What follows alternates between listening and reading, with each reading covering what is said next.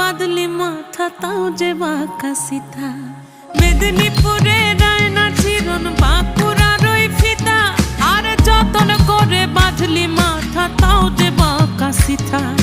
পেছ পাড়িয়া রাজগো